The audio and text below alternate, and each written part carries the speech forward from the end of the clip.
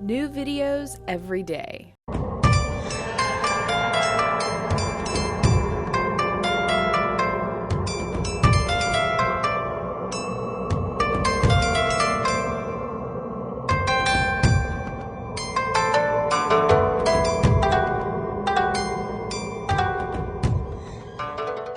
Well, we received an email from someone wanting to know, where does the G and G string come from? Well, I'm about to tell you.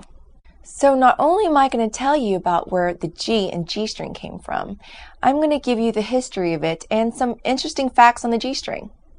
So many people think that the G string is a relatively new thing, but in actuality, it was one of the first articles of clothing worn 75,000 years ago in Africa. The word G-string was first used in the 1800s and referred to the loincloth that the first American Indians wore.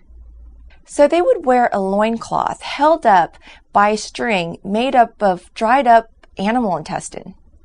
And this was called the G-string, but it wasn't G-string, it was actually G-E-E string. The modern day G-string that we see today was actually worn in the early 1900s only by strippers. In fact, the 1950s pinup model Betty Page had to make her own G-string because they weren't yet commercially available in the 1950s. So no one actually knows where the word G comes from in G-string, but there's a lot of theories out there, so let me give you a couple. So one of the theories is the American Indians wore a string that was made up of animal gut, so G starts with gut. And another theory is if you hold up a G-string and you look down on it, it's got a wedge on one side and it kind of circles, so it kind of looks like a G. And another theory is the thickest string on a violin happens to be the G-string. So that was compared to the string that was worn around the American Indians. So the best explanation for G is it stands for groin, which makes it a groin string. Instead of calling it groin string, in the 1800s, the word groin was a little taboo, so they decided to call it G-string. It's kind of like if I wanted to say the F word, instead of saying the F word, I would say F word.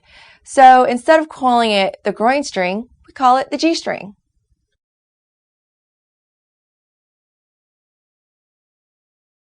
And now, interesting G-string facts. 28% of American women prefer wearing a G-string over any other form of underwear.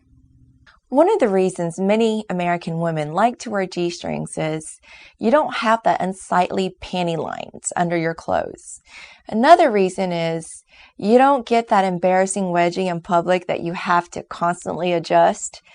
And one of the most important reasons is when you wear a G-string bikini, you don't get those unsightly tan lines. G-strings are actually really controversial. They've actually been banned by some schools and universities.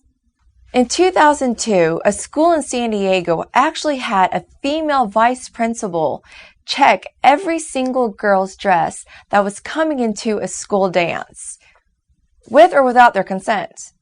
So this obviously caused a huge uproar among the students and the parents, and the vice principal was put under investigation for her conduct. But in the vice principal's defense, I will quote her. She says, the checks were for student safety and not specifically because of the wearing of thongs. This was a safety issue. It was not a choice of underwear itself. Now, if this had been a male vice principal, I might kind of get it because, well, he could have just been a perv. But because it's a female vice principal, I just don't get that. In Spanish and Portuguese, the word they use for G-string actually translates into dental floss. In Israel, the term G-string translates into string. Now, in Turkish, the word G-string translates into stringed underwear. Now, in Bulgarian, the word G-string actually translates to a slingshot.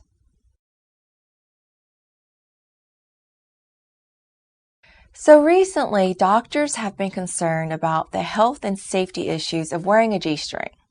Gynecologists have recently seen an increase of infection in women for wearing G-strings for a prolonged period of time.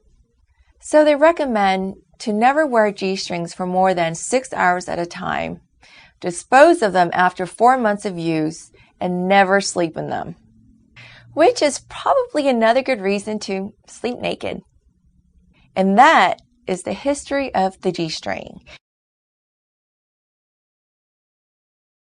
In an upcoming video, I will talk about the history of the panty raid.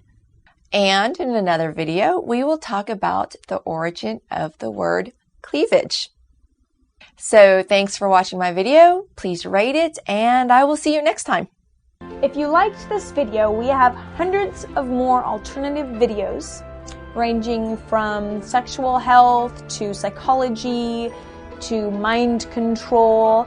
So if you liked it, go ahead and click on me to enter the Psychetruth channel.